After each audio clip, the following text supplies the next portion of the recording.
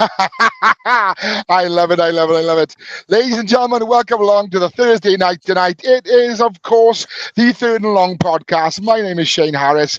Above me is our returning all-conquering hero, our beautiful baby Hope. To my left is a teacher extraordinaire, my old buddy, Mr. Philip Perrins. And the top corner, I say it every week, it never gets old, but he does, Mr. Oliver Butler Henderson. Oh! Gentlemen, how are we doing on this Thursday night? Still got more hair than you, boy. I shave my head, it's a fashion choice. I think there's got to be a record for the earliest swear. In I didn't podcast swear. history. I didn't swear. For those who are listening on Spotify, Mr. Butler Henderson might have stuck a certain finger up directly to Austin. If you're familiar with Stone Cold Steve Austin, you'll get the drift. And Ollie, I like your little, Dr. Evil from Austin Powers thing, but Boys, can we start a new segment? Can we start a new segment? What's Phil eating this week? And this week he is mostly eating. yogurt. Right, so this week I'm eating a goo pot because I'm celebrating because it is Carl Shanahan's birthday. Oh, yeah. Happy birthday, Coach Shanahan.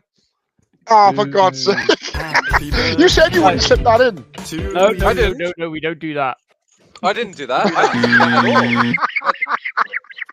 At no point did I say I would not wish Carl Shanahan a happy birthday.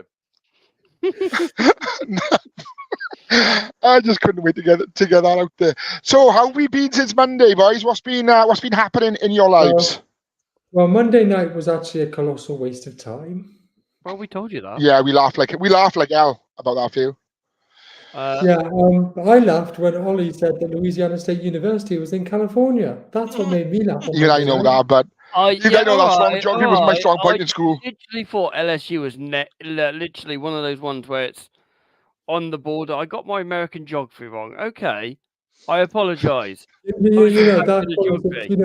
That college to play in the Southeast Conference.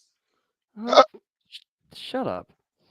So for those of you, three or four listeners who are wondering where beautiful baby Hope was on Monday night, conspicuous by his absence, he was watching his beloved Bolton Wanderers get beat by Plymouth Argyle. Isn't that correct? On telly. Portsmouth. It was Portsmouth. Portsmouth.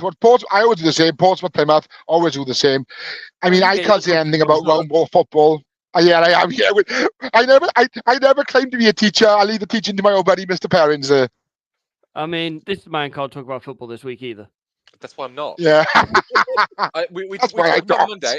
We talked on Monday about the curse that's in my life, where if Newcastle United win the weekend, it often means that San Francisco will lose, and vice versa. Yeah, and obviously because we battered Seattle the weekend, and then obviously Newcastle lost on Saturday, and then we lost midweek, and we're at the Champions League, and things just look amazing. So I'm fully expecting us to get absolutely battered by Fulham because we're going to beat Arizona on Sunday. So yeah, with all due respect, Phil, I hope Newcastle go on a very long losing streak until about mid-Feb. Okay.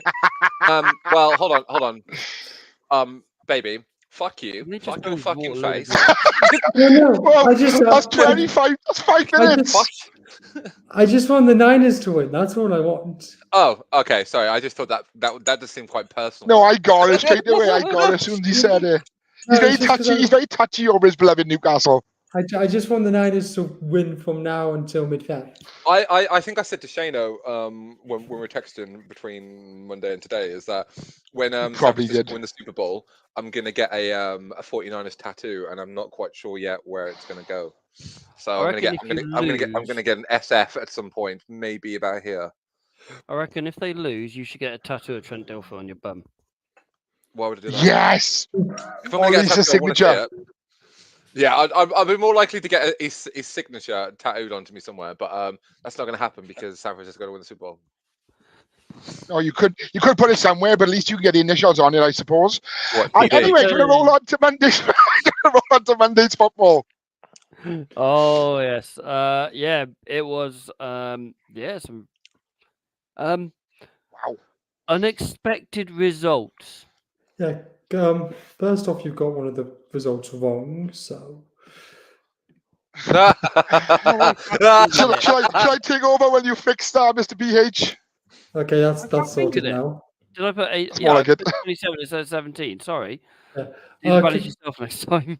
Did you know that with 3 minutes and 8 seconds to go, the Titans were down by 14, and they were like AWS or whatever said they had 0.4% chance of winning the game. That's They were down by 13, unbelievable. Mr. Hope. What'd you It's say, sorry? 27-14. They were down by 13. Oh, 13-14. Yeah.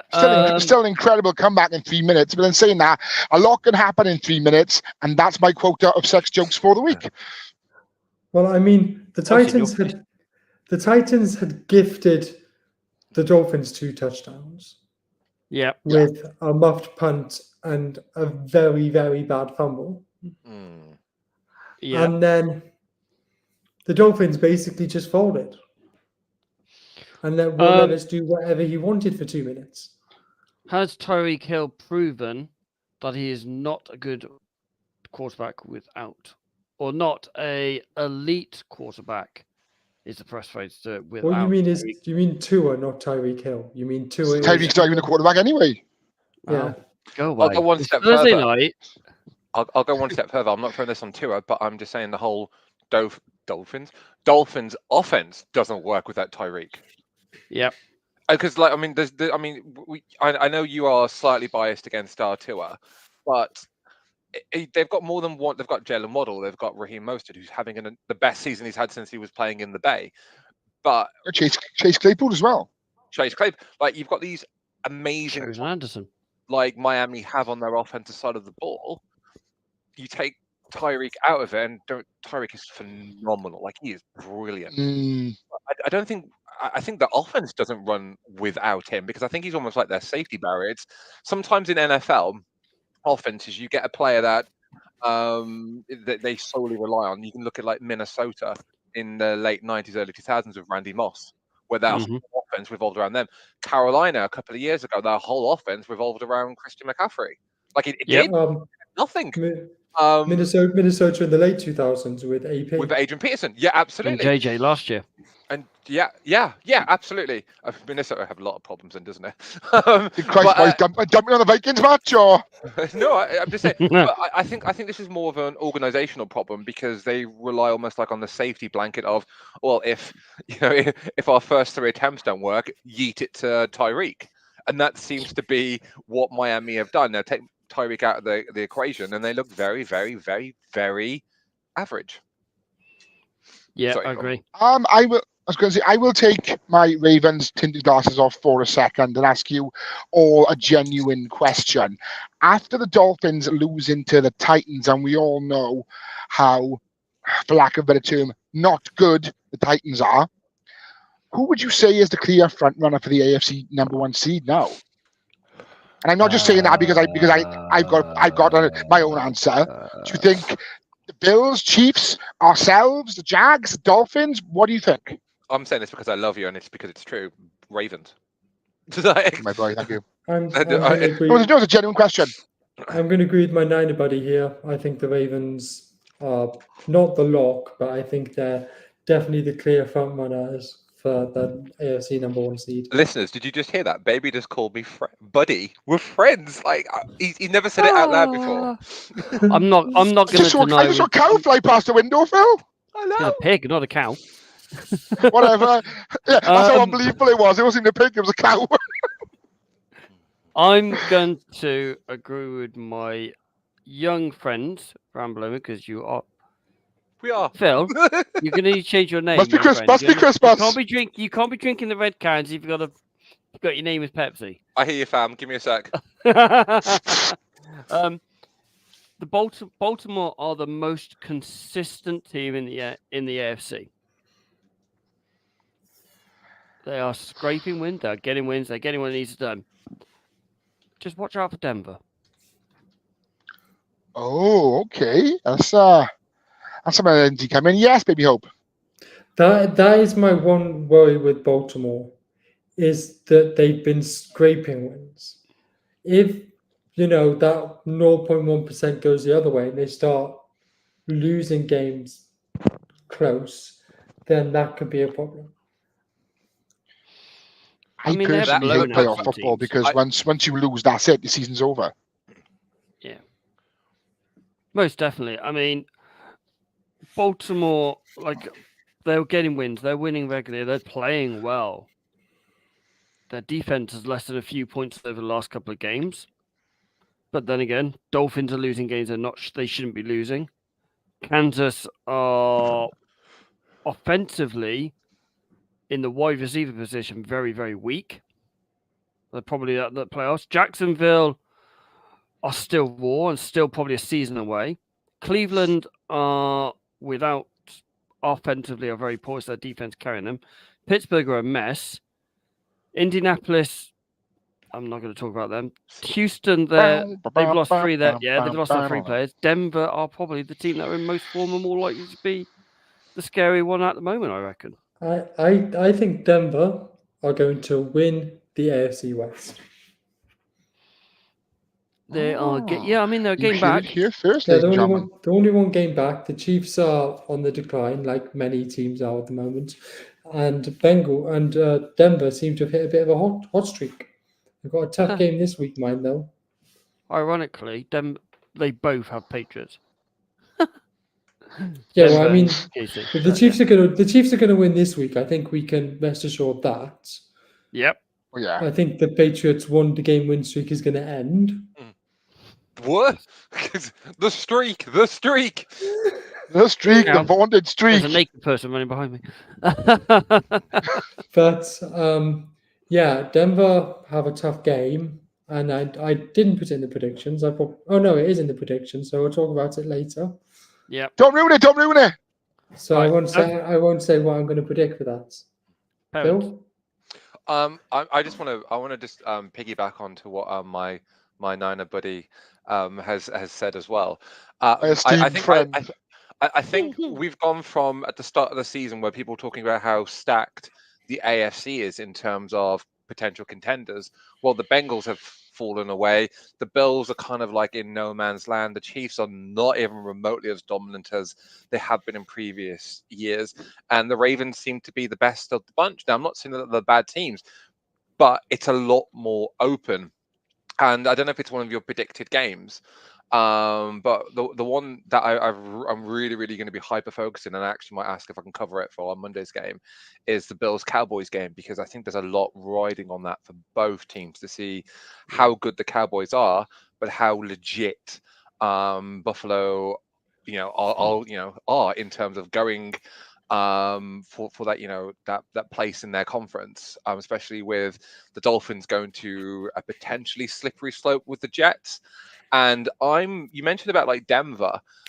Something's wrong in Detroit at the moment, and their defense, which has been their ground of which they built this, this really promising organization around under Dan Campbell, has disappeared. I mentioned on Monday about Hutchinson going completely AWOL, and I'm not entirely convinced the Broncos will move away in terms of like getting an easy victory, but I'm just really very focused about the fact that there are a lot of interesting games, and I don't think it's completely.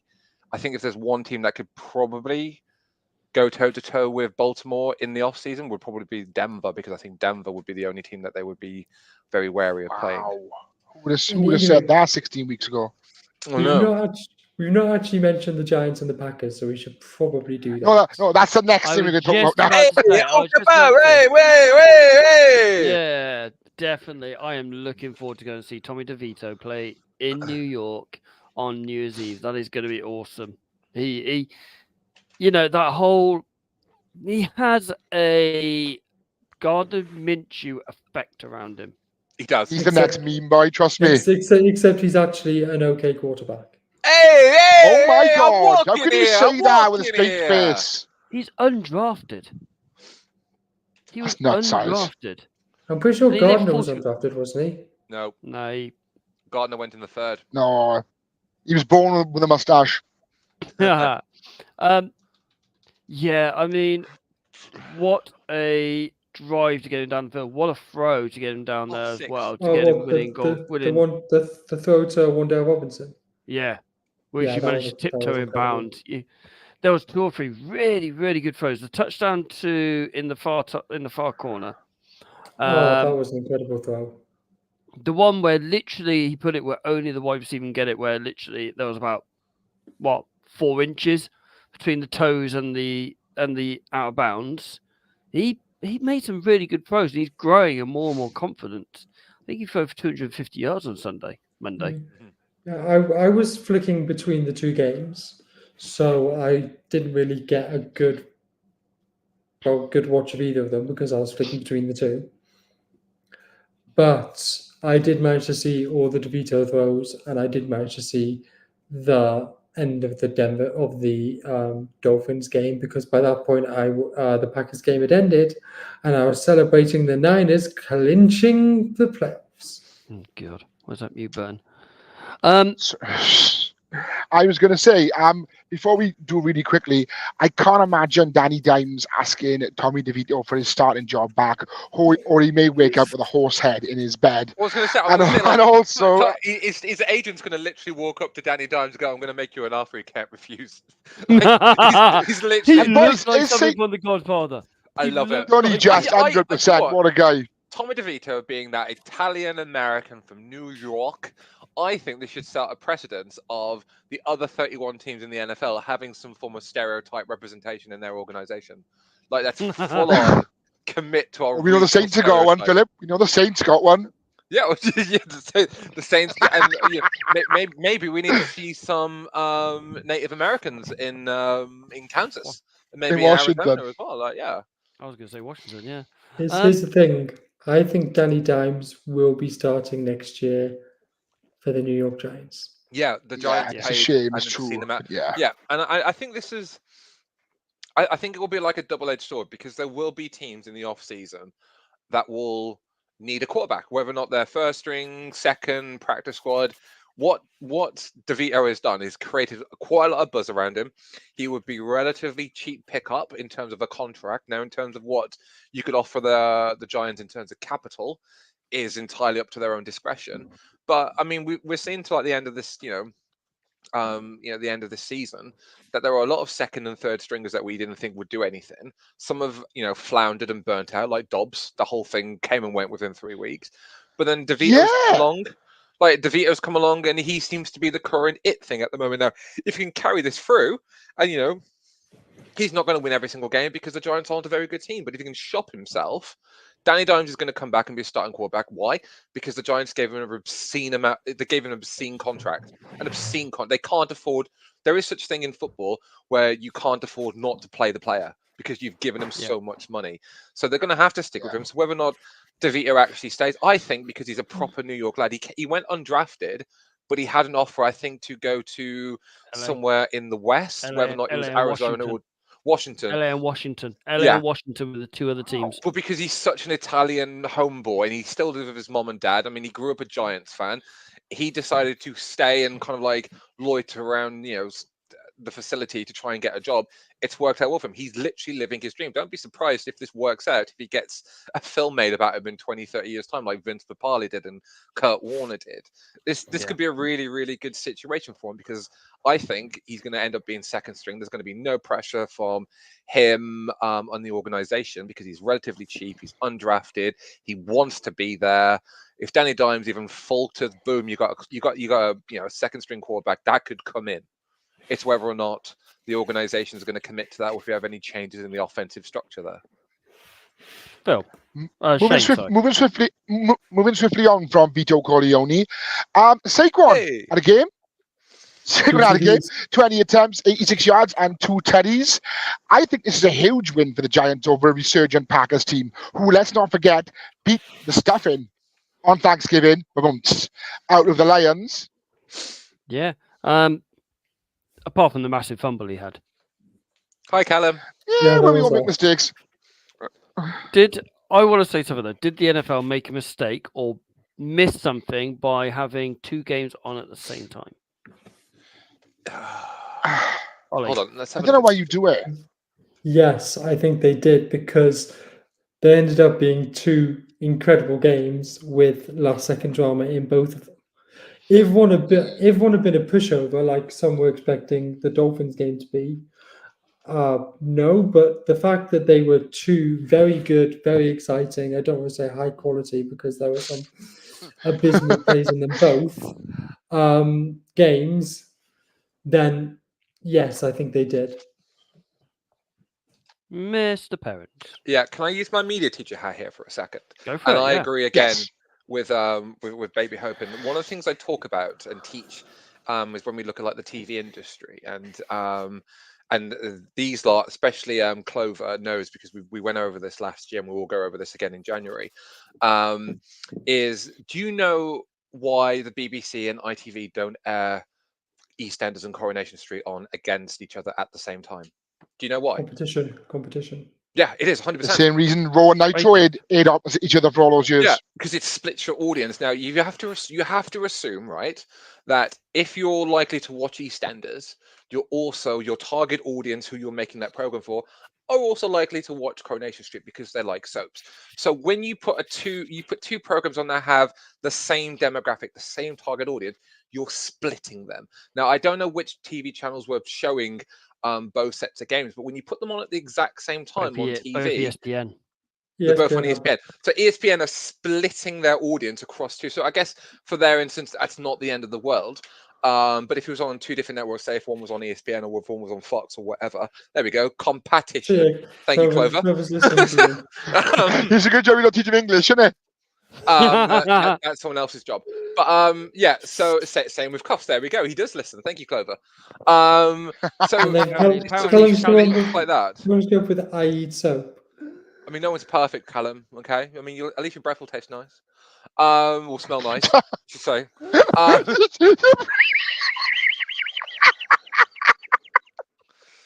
Anyway, because I'm going off my Phil. point here.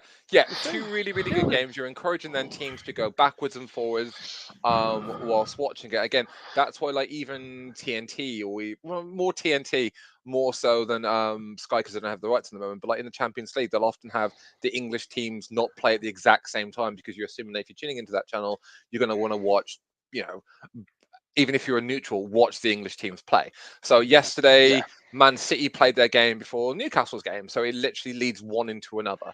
So it makes perfect Same sense. tonight. Liverpool are playing before Brighton. Yeah, absolutely. Whilst like West Ham, they don't really care, so they're playing at the same time. But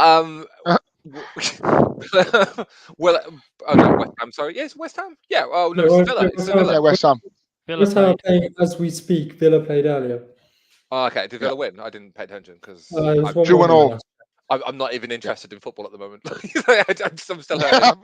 Football's yeah, dead to you. So splitting them up, I'm not a massive fan of because you're splitting your audience, especially since I'm a big fan of the Manning cast as well because I will watch the Manning cast on a Tuesday. So you're splitting between two very very interesting games that you're encouraging that flicking forwards and backwards, like Shane said, like going back to the wrestling days with the Monday Night Wars when you're slipping between WWF and then WCW going backwards and forwards and backwards and forwards. I'm not a fan of that, especially if there's no red zone that night. So I'm not sure if you're aware, Phil, but the Manning cast actually flipped between the two games. Did they? I haven't watched Yeah. this week. Oh. So whenever there was a big play, they switched a game. So the Manning cast, which I also flipped in between, was flicking between the two games whenever there Okay. was something worth talking about. So because you watched both games more or less, baby, what was because I've watched the highlights and I've watched like Urinating Tree and Barry. I love Barry. I think we need to do some stuff with Barry's Barry. funny. Barry's amazing.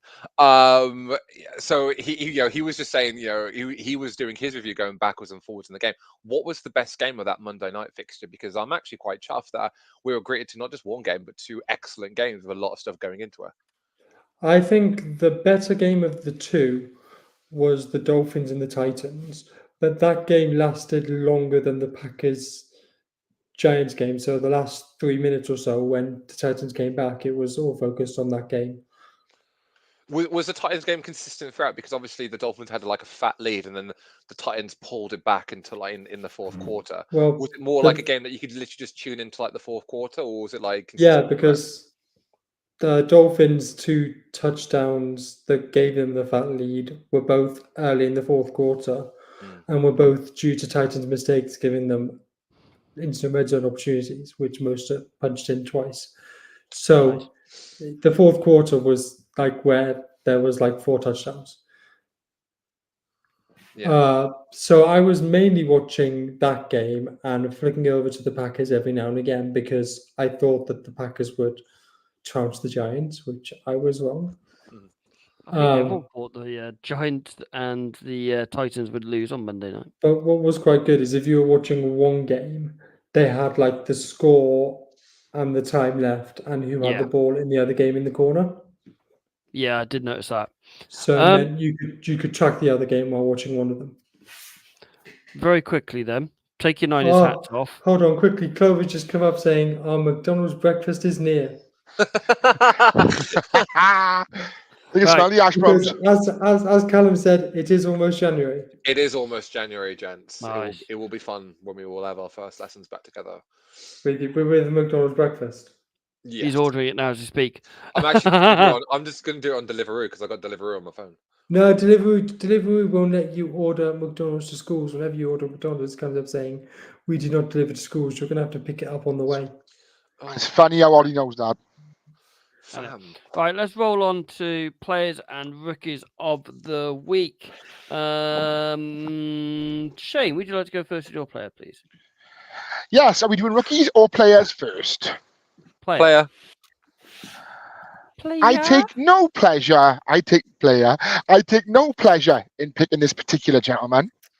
We had a little joke before the show went on the air that I'm picking the quarterback for the Niners.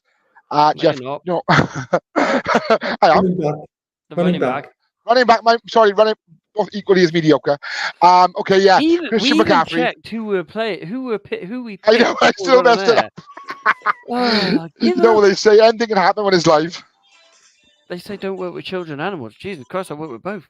Yeah, and I'm a bit of both. Yeah, so as I said, I'm going with our beloved Niner boys, Christian McCaffrey, 16 rushing attempts, 145 yards. Didn't score a touchdown this week, which is very, very unlike him. But he's an absolute beast, and everyone knows it. And the fact that he went from a very, very poor Carolina side to a potentially all-conquering Niners side is a stroke of genius. And I think he's a very, I think he's probably the best running back in the NFL. Probably has been for a number of years now. But yeah, as I said, it gives me no great pleasure to make CMC my player of the week. I mean, that 73-yard run he ripped off on the first play of the game. Yeah, it was probably the reason I picked him.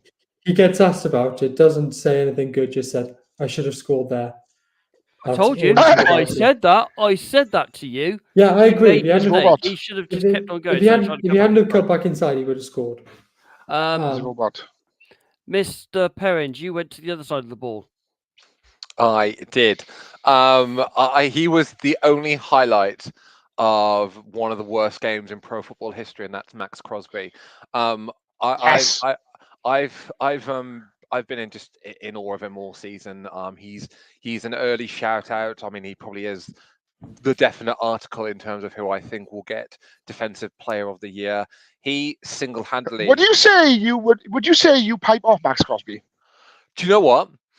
Ever since he did that video that I sent you guys, where he does like he does like a little. No, it's the rap one that made me go off him a little bit, but the one where he almost drops the N bomb and then stops himself, and then he raps. Yeah, and he it's ever since that moment where I go, actually, he just seems like a really, really chill dude, and all the players, if you watch anything back, like in the locker room, all the players love him. They gravitate towards him. He is Mr. Raider. He is everything that I think the 49ers, the Las Vegas Raiders, should be building around next year. It sucks that they're 5-8. It's had a horrible season. They're third in the AFC West, but he is by far their best player, and he had a phenomenal game, taking on and just destroying the astronaut himself. And it's just a shame that they couldn't come out with a victory, because him on that defensive side of the ball is phenomenal. I think that's the one good thing that's come out of McDaniels being binned. What? Callum, because he's a big wetty, that's why. I think Callum's having a go at your hair. Callum, I'm not gonna lie. I still got wax in from earlier, and I'm also. What do you think, Callum, about like bleach blonding my hair so I come back looking like Ken from Barbie? No, don't you dare. Because I'm thinking about like platinum titanium, like proper, like welcome to the Black Parade. Still have like my black eyebrows and obviously this. You wouldn't believe that I actually shaved today. Look at the permanent. Yeah, and I shaved 2.5 years ago, and that's all I got. Terrible. Yeah, your hair's upside down there, mate. None agrees with us. God no. So we'll go to See, Ollie's Callum draft agrees. because his player won player of the season. I took Drake Player of the London, who week. had Season. player of the week. Player Yeah, of the he week. had This 10 guy receptions. definitely is not winning player of the season. True. Drake London, 10 receptions for 172 yards. They needed that. It wasn't enough for them to win the game against like the Tampa Bay Buccaneers, but he had a great game again. It's starting to see him, Pitts, and Robinson starting to find a little bit of form again, and they just need a quarterback now. Atlanta need a quarterback who can do something for them, and then they'll be there. So Redemption 2.0. My player of the week, as a certain someone has now banned us from taking players from our own teams. Yes, Good. fed up with it. I went to a team coached by a former 49er, the Jets, and I took Zach Wilson. 301 Who would have said that 2 yards, weeks ago? 2 I know. touchdowns, no interception, 75% completion rate, rating of 117.9. Now, I would say this was mainly in the second half because the first half was 0-0. But I mean, dropping 30 points on the Texans in the second half, Zach Wilson took over that game and proved that to all the teams, and I will admit to this, I was wrong when I said I thought the Jets were going to keep him on. They've said they want to trade him. Phil, you were correct in that. You have no idea how much you'd be looking for that. And he's proved Definitely, his head won't get out the door. He's proved to some teams He's not even gonna go anyway. that maybe taking a risk on him for what will probably be not much capital could be the right way to go. Definitely. And put him in a decent situation. I think he could be a serviceable quarterback in the NFL. Definitely.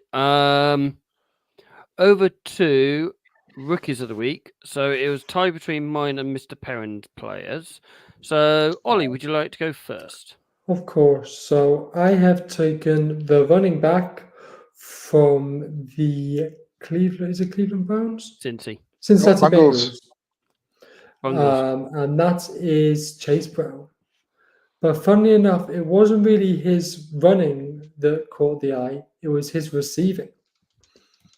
So he had 10 carries for 31 yards against the Colts this week. However, he had 4 receptions for 88 yards, including a 54-yard touchdown. So that was my rookie of the week. Nice. Mr. Harris, over to you, sir. Well, I had Thursday's game and I had all of Sunday's game, and I still couldn't pick a winner. I didn't know who I wanted. I had no idea. But then came the 2 games on Monday night, and there was probably one of the biggest upsets over the season. And I'm going to go with the person that was the architect of that upset, Mr. Mayo in his coffee himself, Mr. William Levis Esquire III Jr., 23 for 38, 327 yards on that all-important touchdown pass as well. He was picked off once, but again, not everybody's perfect, but he was the basic driving force, passing to the likes of D-Hop and Derrick Henry to knock the Niners, to knock the Dolphins down to 9-4. And of course, the fact that it gave the Ravens sole possession of the AFC. Will Levis, lovely boy. He's my rookie of the week. I'll take mine before I let Phil have his moment of glory. I went for a kicker. Love a kicker. Rookie kicker. The most impressive thing for me is that he hit the crossbar on kickoff twice. Yeah, that was cool. Get the doink off the crossbar is great. So, not only that, his shortest field goal was made from 46 yards. He then made one from 58 yards, 59 yards, and 60 yards. Former soccer player, spent a year in the XFL, landed up at the Dallas Cowboys. It is Brandon Aubrey. he's going to be one of the cookers of the year. I was watching a little mini documentary about Young Wei Koo, which is really interesting. Actually, I'll try and find it and put it all together and put it on our socials. Really interesting documentary about him. Mr. Flowers, Mr. Perrins. Oh, you've given it away now. You're giving away now. You're giving it away. All right. I'm giving you flowers. I think if we haven't thought about it already, we're seeing a superstar in the making for many years to come. I mean, both of them. You talk about like Puka Nacua and Zay Flowers. I think they're going to be, the wide receiving kind of like elite, where every time they get together, you're going to wonder like which team's going to come out and who's going to get the ball to who. Zay Flowers is in the perfect situation in Baltimore because he's playing with a rejuvenated Lamar Jackson, who is actively looking to like full on compete now, not just for single awards but also like team awards. He's working with Odell Beckham Jr., who also had a really good game as well. So he's learning from all these really experienced veteran players. And again, the weekend that he had, 6 receptions, 60 yards, it might not sound that amazing, but like that 1 touchdown, longest for 21 yards, he is looking like Lamar's clutch guy. Like he is going to be phenomenal going forwards. And again, in a game where you've got 2 rookie wide receiver, Puka and Zay, it was brilliant to watch that kind of like end to end. Yeah. How do I record this? How do I record him saying that? I mean, the Ravens need to make sure that they have enough money to pay him in a couple of years' time, the amount they're paying Lamar. Yep. Yeah, let's not go into next season's cap situation. Please, God, no. Luckily, he is first-round rookie, so they can keep on the rookie deal for 5 years. Mr. Hope, run VT.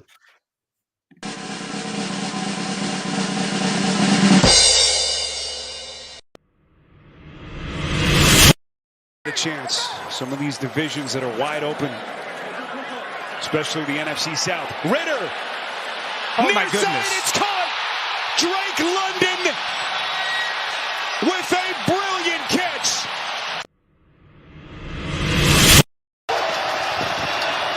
Stafford off play action, steps up, floats one. Nacua, diving grab. Puka Nacua, another highlight play. Guarded by Ramsey off to the far side. Levis steps up, launches that direction for Hopkins, and an amazing catch is made at the 10-yard line. DeAndre Hopkins. Back towards Matthew Stafford on that play. Ethan Evans, the punt. Ravens set to get good field position here. Tylan Wallace from the 25. Tylan Wallace breaks out of a tackle, takes it down the sideline. He stays in bounds. He stays on his feet.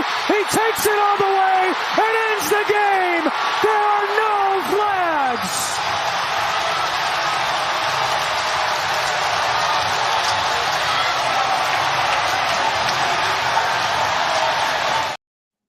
I would just like to clarify that if it hadn't have been called back, I would have chosen that Mitch Wisnowski fake punt. Yeah, I know. Oh my God, yeah. That wasn't even called. No, that it was wasn't. on his own head. I've seen the video for that. That wasn't even on his own head. And Guys, it's I only want to that- say, right, I don't know if you'd agree with this, but I want to say that's probably the best play of the week montage that we've had this season, if not since me and Phil have been here completely. I will just throw like who picked the D-Hop? Who had D-Hop? Me. I think Hell of a that is catch. a phenomenal catch. But if you watch it again, I'm pretty sure the DB blew that coverage. Yeah. Because he looked like he was, by the time he turned around, he almost like turned away from it. So I'm not taking anything away from Diop, but like watching it again, I have a sneaking suspicion that it felt like blown coverage. That if he would a little bit more close to D-Hop, turned one way instead of the other, because he looked like he turned completely onto a weak side instead of like turning to where he thought the ball was going to go to D-Hop. But like taking nothing away from DeAndre Hopkins, he still had to catch the ball. He still had to get up. Brilliant play. Yeah. I actually think Ramsey went ball hunting. Yeah. Didn't went to break that play up. He went for that. He went for the pick all day long. Which I just thought, like, if you just This is the He thing that really turned the wrong frustrates way. me. He Especially, turned the wrong way. literally, just a hand, just to bat it down. I mean, I get the idea, like picks, and it looks great for stats, it's great for team momentum, but like just that, like just that, just knock it down, just knock it down. Just with the basics. Yeah. But let's roll on to. I was very this much. week's news. Sorry, go on. It's fine. Go on, then. Go on, mate. I was going to say I was very much a victim of the boys' favourite rule: you can't pick your own team this week for that play of the week, because I was screaming at my TV when Tylan Wallace was making that punt return. I love when it cuts back to Matt Stafford and literally he's laughing because he just can't believe it. Going, Jesus Christ, the game's going to end. Sound. It's gonna happen. Fair enough. Honestly, just to look at his face, he's like, I've lost, but Jesus Christ, what a way to go. I know, right? Ollie's playing around with the banner. I'm just changing your spelling mistakes. Well, I'm dyslexic. Good luck. Right. We're going to go with the smaller bit of news first, which is SoFi being named the 2027 Super Bowl venue. Yeah. Super venue. The last time I was there was Rams against Bengals with a Rams win. Can't see an LA team going back there that in 3 years' time or 4 years' time, mind you, but it's a fantastic venue. 4 years is a long time in the NFL. Very, very true. Yeah, 4 years. Ollie, you want to lead with the other bit of news? Well, Cam Newton. Yeah, being a dick. Okay. Not say that out loud. So, for those of you that don't know what Cam Newton had to say, so on a podcast, I don't know which podcast, he called out 4 quarterbacks saying they were game managers, not game changers. And those 4 quarterbacks were Dak Prescott, Brock Purdy, Tua Tagovailoa, and Jared Goff. And he said that they were game managers, not game changers. First off, I think every quarterback has to be a game manager because that is their job.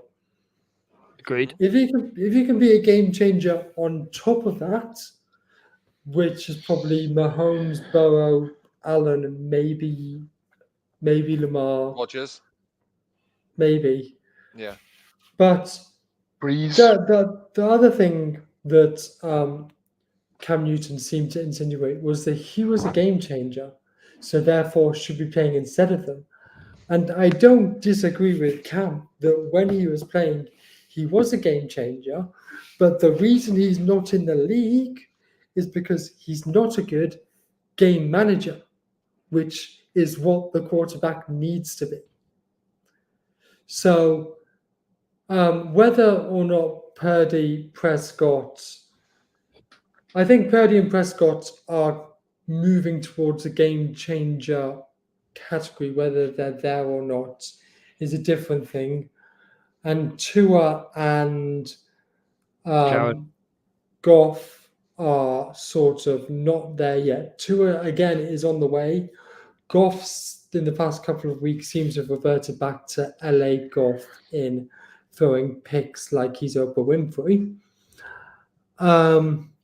But I just think that Cam Newton needs to work on his game management, and then who knows, maybe he could get back into the league. Either one of you talk. Go on, Phil. All right. So, I took more.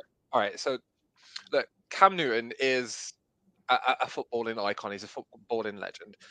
Cam Newton did have a better career than like Dak Prescott and Purdy. Okay. Newton was wrong to call Purdy and Dak like game managers because, as you just perfectly said, as a quarterback, you literally have to. You're the middleman between what the coach is calling and how it's executed, right? He's allowed to give opinions and we're allowed to disagree. But I took up some time earlier and I actually got Cam Newton's stats when he was a great player, okay? So when he was drafted. Now, I haven't included the 2015 because that was his MVP year and that's when they got to the Super Bowl, okay? That year he was phenomenal. But in 2011, he threw for 21 touchdowns and 17 interceptions. In 2012, he threw for 19 touchdowns and 12 interceptions. 2013, 24 touchdowns, 13 interceptions. 2014, 18 touchdowns, 12 interceptions. 16, again, the year after the Super Bowl, 19 touchdowns to 14. 2017, 22 to 16. 2018, 24-13, and his last year in the NFL, because don't forget he didn't play in the 2019 season. In 2020, he threw for 8 touchdowns and 10 interceptions. His Oh, don't career, I bloody well know that? his Which career only is blamed that he on fumbled the COVID. ball 65 times in his career. Fumbled the ball Wow. 60. So we can talk about his rushing stats, and he was one of the best rushing quarterbacks. But when you look at it down as him being a game manager, you take his run game again. Let's throw Kaepernick into this little bracket as well. You take that run game away. What does he have to offer? Now, I'm not saying in that 2015 season he was an elite. He was literally on par of what Kaepernick was 3 years prior, where that speed, that power, he was destroying him. But I know his injury hit, but like if you look at his stats, when you break them down season by season, was really Cam Newton that type of game manager? Let's be honest. No. He was a flair player. I want to say something. Right, I've just seen this tweet come up by CJ Gardner-Johnson. So obviously Jared Goff's teammate. If Cam talking about CG, then what are you? Last time I checked, you couldn't manage a game. Stop coming for my QB. Bring me on so we can talk Funky Wednesday. So obviously it's Cam Newton's podcast. Newton's podcast. So yeah, CJ Johnson took that personally. I think you can see a lot of Lions players, and even Dolphins, Niners, and I can't remember who the other one was. Dax, Cowboys going, get your quarterback out of my mouth. Situation. Will Smith style. Yes, he's a Heisman Trophy winner. Yes, he was number 1 pick in the draft. Yes, he is an MVP winner. But what else has he won? He hasn't won the Super Bowl. He never won the NCAA. He choked. He choked in the Super Bowl. That's not beat about the bush. He was embarrassed in the Super Bowl. He could have dived on that. He's trying to stay. He's trying to stay relevant. Mm-hmm. That's what it is. Trying to stay relevant, and he can't stand the fact he's out with the spotlight now. And to be honest, until it was reported that he said it on his podcast, I didn't even know he had a podcast. That's like apparently anyone can have a podcast these days, though. Yeah, cool. They'll let anybody. Yeah, just get them on SteamYard. Mr. Perrin, Mr. Hope. So this is just a quick comment that I do think the media portraying the game manager is like a bad quarterback hasn't really helped this, because like Brady, Manning, Rodgers, they were some of the best game managers ever, to the point where they managed the game so well that nobody else could really run the offense as efficiently. Yeah. No, So I look think what happens in New England since Brady's left. So I think we need to change the fact that a quarterback who's just a game manager is necessarily a bad thing. Yeah. If you have a good enough game manager, you can win Super Bowls. Yeah. I mean, I will throw shade at him forever and a day, and I would actually say it to his face. But Trent Dilfer won a Super Bowl. No. This is the only you can interpret this as positive, mate. All right. Dilfer won a Super Bowl because when it needed to, and he made mistakes along the way, he helped manage the game. He got them to where. I mean, everybody throws shade that he is the worst quarterback to win the Super Bowl, but he did enough to help manage. You're the only one. Yeah, you are the only one. You're the only one. No, seriously, lots of people say Trent Dilfer's like the worst. You just have to go on NFL Twitter and just say who's the worst quarterback to win the Super Bowl. Trent Dilfer. But like he did enough to actually get them to a position where they can win a Super Bowl and rely on their defense and just put up enough points to actually get the job done. I think it's insulting that it's basically, when it comes down to it, the argument is Purdy and his draft space. If he wasn't drafted last, we wouldn't be having this conversation, would we? We say this every single week. A lot of people say that. So if anybody wants to watch a good discussion about it, Keyshawn Johnson, Richard Sherman, and Skip Bayless on Undisputed on YouTube have a very good discussion about this. And it was not a shouty argument discussion as well. Just put it out. No. So Brazil's been added to the international venues. Brazil. Corinthians The team owners are voting to increase the international games from 4 to 8. This doesn't include Jack's standalone agreement to play whatever they want. How are we feeling about this, gentlemen? How do we see this playing out? I'm always going to support more international games because it could directly agree with more in London. I know there was a little discussion between some members of the podcast and some members of the public about a game in Cardiff last night. Yeah, I will say it right now. As I said, friend of the show, Andy Davis, messaged me, and he basically broached the subject of trying to get an NFL game in Cardiff's beautiful Principality Stadium. Being a former employee of that stadium and knowing every inch, it holds a special place in my heart. So I would love to see it host an NFL game. I was there for Clash in the Castle. The event, the last time I was there before that, it was a hospital. So yes, I did shed a few tears when I saw what that stadium and the city was capable of to put on a massive event. As I said, I'm still not chucking the idea in the bin. You know, everything, even trees sprout from saplings. It's a start somewhere. We say about Brazil, like, what difference does it make to us? It doesn't. It's still South American time zones. So we've got to stay up and watch bloody Carolina and Arizona or something like that. Rumors are heavily it's going to be Dallas. So K-Code has come in saying, "Wet Eyes Harris strikes again." Dio! I've seen me enough times cry at gigs and things. He knows exactly what he's talking about. Now, I think... Oh, go on. Sorry, go on. No, go on, Phil. Oh, no, I was just... I don't know if this is what you were going to say, but, like, I'm all for it. So there was one particular person that commented on yours and Andy's thread that was just basically negative, to the point where it was like, what is even the point? Bear in mind, this gentleman lives in England in the northeast, and he was just saying, what is the point of the international games anyway? Like, it's America's team, America's sport, I should say. Leave it in America. What is the point? Well, the whole purpose of the international games is for the NFL, i.e. the owners and Roger Goodell, to spread the brand around the world, because they want to spread the brand, because when you spread the brand, you make it appealing, equals more money, equals more opportunities, and it just makes the sport as a whole popular. This is the NFL's way of aggressively expanding into different markets. It's working. It happens in the UK, where the UK had a huge market, still does. They brought it over when it was really, really piping hot. The last couple of years, they've had the Germany games. Am I likely to go to the Germany games?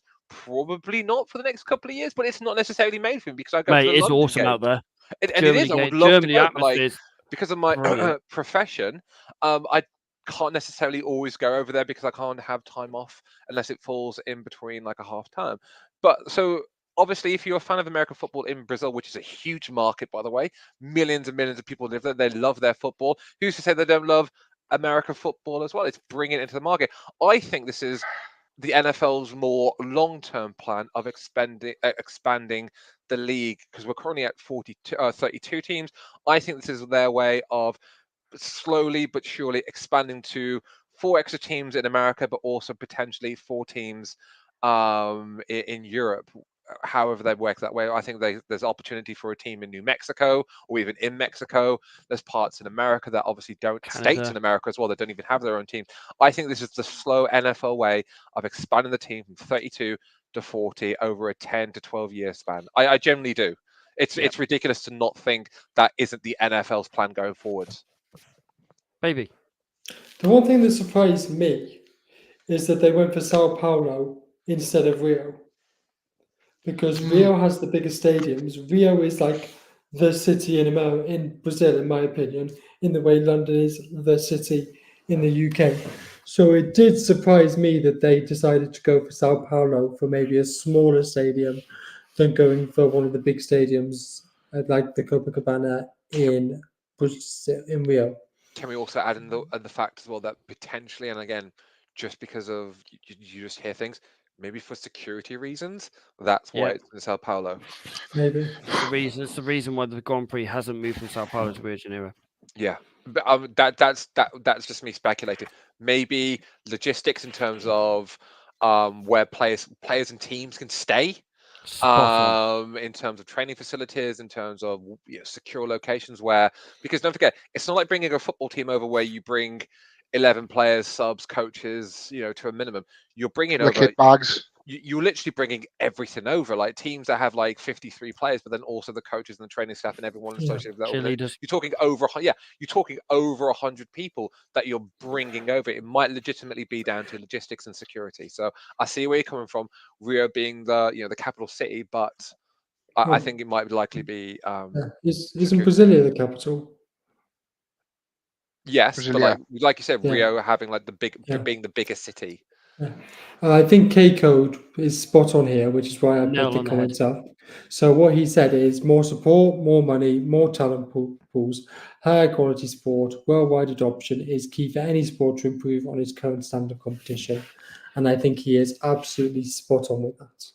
Christ, are you on your one? I am. The international pathway is doing a brilliant job of bringing players up from outside America, and I'm taking Canada out of this because there is quite a few Canadians in the league anyway. But Chase you Brown, know, my rookie week is one of them. yeah. So you've got obviously OC, you had Jay Ajayi, you've got Jake Gilling at the moment, you've got the Colson, Got Dan, Highway. and the Green Bay punter. And I can't remember his surname off the top of my head. Mitch his first name. Wisnowski too. Does Graham Yeah. Glasgow Yeah. count? The Aussie boy.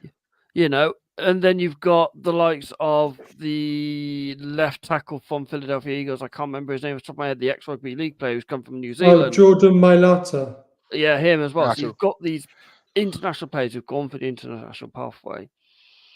Who hasn't gone for the traditional way? We've got the NFL Academy here in the UK, which is brilliant. You see every time on their Twitter feed or on their social media how another player from the academy is getting a D1 scholarship. Yeah. A top college. Like I saw one yesterday. One guy's got offered Clemson. One guy's been going to Texas Longhorns. Another one's gone Virginia Tech. These Tennessee. are top colleges. And That's why I the love more about players- the NFL Academy as well, like the stuff that they do in the UK. I mean, we saw some of those lads coming out the Tottenham Hotspur Stadium, didn't we? Yeah. That were like in their garb, and they're huge blokes. But it's that opportunity, and I think it's something that we don't take for granted in the UK. But like, because like nearly every football team, every professional football team has some form of academy. So when you're young, you can get scooped up. You can, you literally can end up in like where I am with like Luton and like you as well, Ollie. and that one upstairs as well. Yeah, and you have that. In your lads, and you had that opportunity in America. I mean, you go for like the high school football. You go for little league, high school, college, and then to the pros. You don't have that same entry level in other parts of the world, and I think that's one thing that I think the NFL do exceptionally well in terms of giving opportunities for non Americans essentially that don't have that that input, that ability to go straight into the league, the opportunity to show and kind of like diverse themselves. Because I remember a couple of years ago, I don't know if you remember Hopi, Jared Hayne, the Aussie rugby league lad. He only lasted one season, and I bought a jersey with his name on the back. I believe was it Tom Sulu who brought him in? Yeah, it was Tom Sula. Yeah, because Tom Sula fancied him for kick returns. I think he played one Yeah. game and he fumbled, and then he never played again. Like it was. I was actually quite good because they put him on kick return. He fumbled the ball when it came to him, and I don't remember ever seeing him playing again for the rest of the season. Oh, that just sums up the Tom Sula reign in a nutshell. But he had the opportunity, and that's all we asked for, don't we? Yeah. On to our predictions. I am still leading the way with 41 points. I can't catch him, man. I can't catch him. Shayna won 38, Baby Hope 33, and Mr. Parents is 35, holding on to our, please. Coming back, 35, baby. yeah. please. And Mr. Parents is dragging on to our coattails for dear life. The games were chosen by Baby Hope of the group.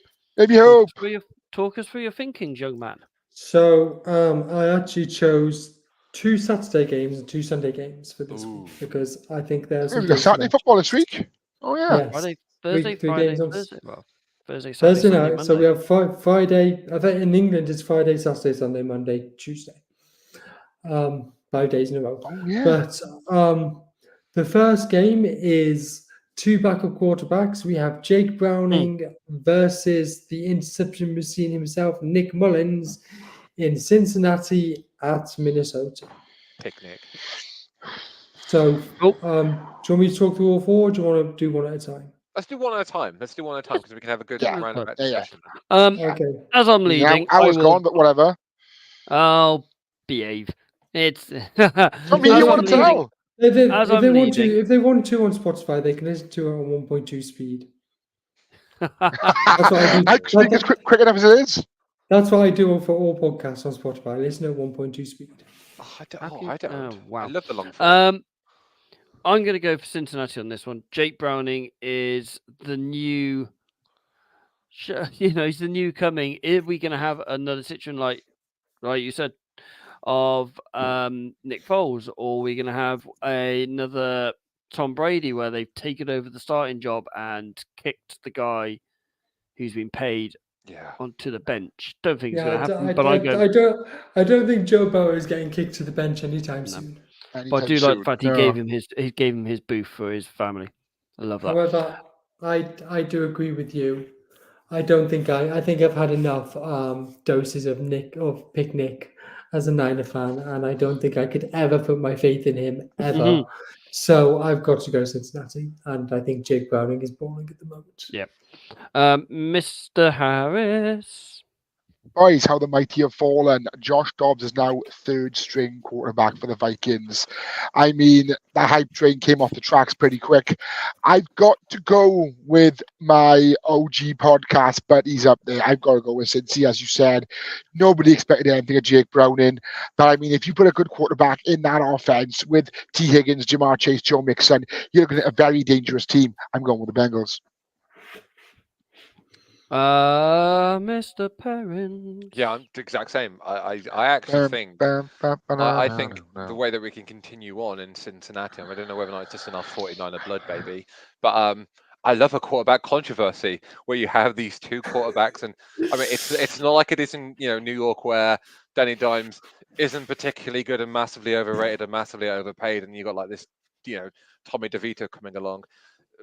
Browning's come in at the worst. No, the worst time for the organization, but the best time for him because he took over when they were losing. They were in a losing situation. Their star quarterback, and he is a star. He's legitimately an amazing player in the NFL. Went down injured, season over. And I mean, he wasn't particularly great for the season, but he's taken, he's almost like saved their season. And I think regardless of what happens, I think it's going to be very interesting in the off season because unlike DeVito, who is a New York lad and wants to play for the Giants, Browning might find himself in a situation like what happened with Wentz and Foles, where you go, "Oh, what am I going to do with these two quarterbacks? They're both going to want to play, and they're both good enough to play at the moment in time, especially with Browning. I mean, there's more to come from this, but people are like waxing Browning like people are talking about Brock Purdy now, like in terms of like that ability and him, taking control of a team. So I think I'm going to go with Bengals. So my next game is a team on a hot streak against a team on the decline as the Denver Broncos go to Ford Field to face the Lions. I really like Denver at the moment. And as you said, Detroit are struggling. Jared Goff struggling. Russell Wilson is looking like Russell Wilson did 4 or 5 years ago towards the end of his it's Seattle time. I've gone for a Denver win. Yet again, Mr. Brown Henderson, we agree. I've also got Sean Payton's Denver Broncos going and taking the win in Detroit. Mr. Harris. Boys, let's shake things up a bit. Who is our mutual favorite coach in the NFL of the four of us? Kyle Shanahan. I was going to say Kyle Shanahan. Sorry, I'll try that one again. Who we got a soft spot for? Dan Campbell. Dan Campbell, probably. Thank you very much. You know for a fact, and so do I, we would run through a wall for that man, and we are not athletes. Can you imagine what those athletes would do if he basically said the right words? I'm going for the Lions. I think they need to pull their finger out, and against Denver, they will. Nice. Mr. Perrins? Yeah, I'm gonna go with Detroit as well because I need to catch up with Baby, and there's no point in just agreeing because that won't do anything for me. No, I think, I mean, as much as I am very suspect to Jared Goff, because he started the season red hot, and then he had a bad game on Thanksgiving, and then he started playing better, and then last weekend he's had a bad game again. I don't think the mentality that Dan Campbell is bringing to Detroit, that he would allow something like that to happen twice now. I know I'm a bit on a losing streak, but I don't think the Lions are the type that will just sit there and lick their wounds and being outplayed and outhit by a divisional rival. I think the Lions will actually come out of it. I don't think they're going to steamroll the Broncos, but I do think the Broncos will fall by at least one score. Nice. Okay, so this third game I'm kind of regretting putting in because I really can't call it. I think it's an absolute coin flip game. And this is the Tampa Bay Buccaneers at the Green Bay Packers. Oh, no. Green Bay. Green Bay. All right, Ollie, Jesus. So it's in the Battle of the Bays. I'm going to go with the Underbaker himself. Yes! Look, it's rubbing off on him. And say Tampa Bay's offense is going to roll on. And I need it to for my fantasy football playoffs. Mr. Harris. Boy, sing it if you know the words. Love is in the air. Everywhere I look around. That's right. Available for bar mitzvahs and kids' parties, ladies and gentlemen. No, in all seriousness. What a weird thing to say. Bar mitzvahs, all kids' pies. Green Bay for the win. I think Christian Watson, Romeo Dobbs, I think they're playing really well at the moment. And I think Tampa are up and down, you start calling Tampa nemesis because they got a season like a roller coaster. But no, I genuinely think Green Bay are going to pull this one out. Yep. Fellow? Yeah, I'm gonna go with Green Bay purely because I'm just looking at the record right now. They're both 6-7, but the Bucs are 3-4 away, while the Packers are 4-2 at home. In terms of the win-loss records, I think with it being at Lambeau on a Sunday, I think Green Bay are going to take this. And this final game, in my opinion, is game of the week. The Dallas Cowboys at the Buffalo Bills. Right. I'm gonna enjoy watching Buffalo lose. Oh, you boo! No, right. My reasons is Because Buffalo in your division. no. Yeah, that's probably why. That's literally it. I want Dallas to be number one over you boys, but that's a different See, story. you are a petty man. Dak is having an MVP season. CeeDee Lamb is having probably one of the best seasons I've seen him have in a long, long time. Gallup's starting to come play now. Tony Pollard's starting to come back in. Jake Ferguson is a brilliant tight end. And, they're starting to get a bit of injuries in the backfield of Buffalo now. Josh Allen, yes, he's finding some form. He's had a haircut. He's a bit like Samson. Instead of losing his powers, he's gaining his powers back. Nice. But they've lost Buffalo lost their left guard, so Micah Parsons is going to have a field day. And don't forget, Von Miller turned himself in, didn't he? Yeah. So yeah, I saw that. So I'm going Dallas. I'm going Buffalo. Josh Allen is getting his powers back. James Cook, balling. Diggs, always good. Gabe Davis is up and down, I'll give you that. But the defense is starting to stiffen up a bit. And Josh Allen, last couple of weeks, has been putting up MVP numbers. So I'm going Buffalo to win this in an absolute shootout. Yeah, that is going to be. It is literally going to be a basketball score. I can see this. Say no. I mean, in the case of Dallas Cowboys, they're like an elephant up a tree. No one knows how they got there, but they're soon coming down.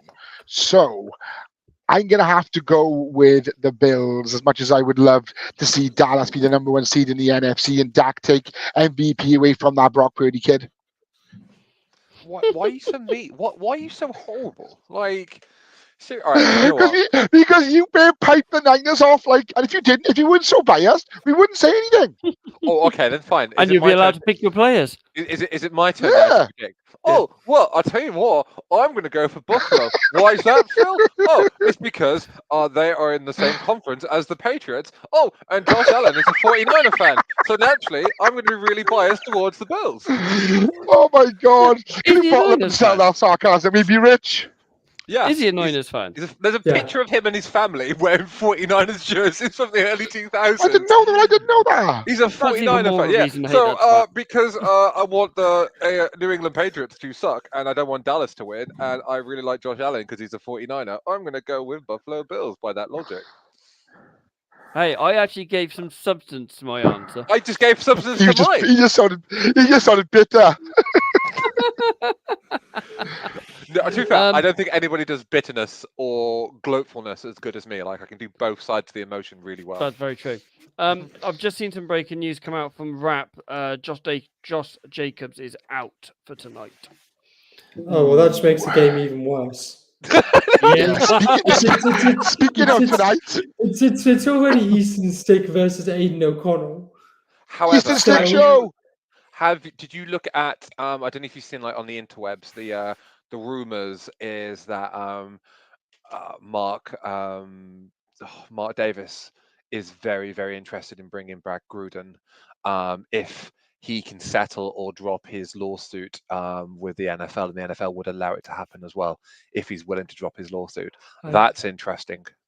I did see that Antonio Pierce's press conference for the Raiders last week was delayed while he had a meeting with Mark Davis. Yes, and apparently they'll be meeting after every single game.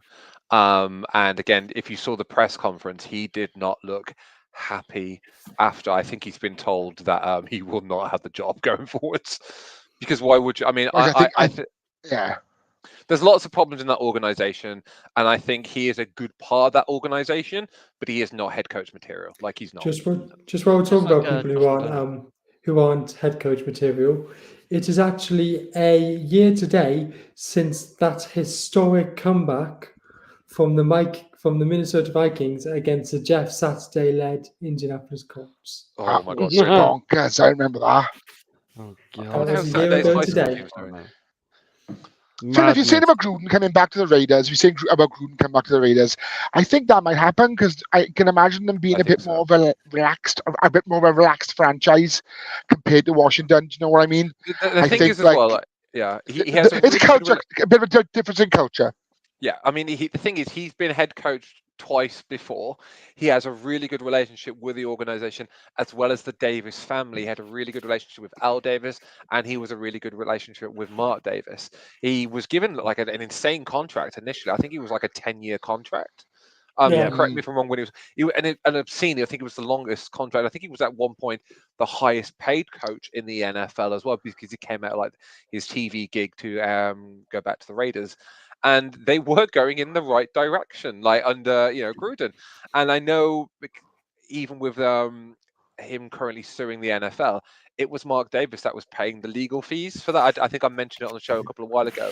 So they are very, very tight. They're very, very close. And I think if you're Mark Davis and you've seen the absolute, I mean, before even like who was the special teams coach that they had? Del Rio. Jack Del Rio. Not hiring Del Rio, then bringing McDaniels, then firing McDaniels a year and a bit later. It wasn't Del Rio. Del Rio was the guy they sacked before Gruden. I know who you mean, though. Yeah. Yeah, he was special team. I can't. I feel really, really bad as well because I remember it. But anyway, Jeff Fisher. I don't know if it was Jeff Fisher. No, it wasn't Jeff Fisher. Either way, I think. Again, I say every single week, I'm more now interested in teams that are either competing for the Tank Bowl or teams that are looking into next season. And I think the Raiders, there's going to be lots of interesting things circulating around that. I think the Gruden coming back is probably the biggest shout. I think Mark Davis won't necessarily look for like an OC or a head coach. Previously, I think he's made up his mind that this is the guy. Bajeshka? Yeah. Rick Bajeshka, yeah. So but Aiden O'Connell is really bad. I'm sorry. I really want the kid. So I'm interested to see what you guys think. Who do you guys have as winning tonight? Raiders. Max Crosby. I have. I have the Raiders. It's interesting. I was going to go with. Go on. Go on. No, go on. Go for it, mate. I was just going to have another little meme to our menagerie of memes that we've got at the moment. Eastern Stick Forever. It's a great name. Interesting. Thursday Night Football. When they put their posters out for next week's games, they always have like the offensive star against the defensive star, 2 offensive stars against each other. Who do you reckon they've got for this week's poster? Keenan Allen and Max Crosby. One's correct. They play in Eckler the same Crosby. position. Devontae? Khalil Mack and Ooh. Max Crosby. They are Ooh. expecting this to be a sack machine game, Yeah. Yeah. and that's what it's going to be. At least Thursday Night Football that next week might be worth watching. What's that? It's Saints Oh, Rams. it's not next week. Oh, that could be a good game. I mean, it's a bit weird next week with Christmas. It's a weird timings, but Yeah. I So- digress. We will be back on your screens on Monday night, 8:30 to review this week's actions. To review the Wait, Niners. wait. clinching the Before we NFC go, West. Yeah. Buddy, you got something to say? Go Yeah, on, yeah. Just a quickie. I know we're coming towards the end, but like just a weekly reminder or a 7-day reminder. What was that for? I was about to say just like next week. Come join us next week, which is let's get the dates up. 21st. The 21st of December. However you listen to it, please try and join us live because we're going to have our annual.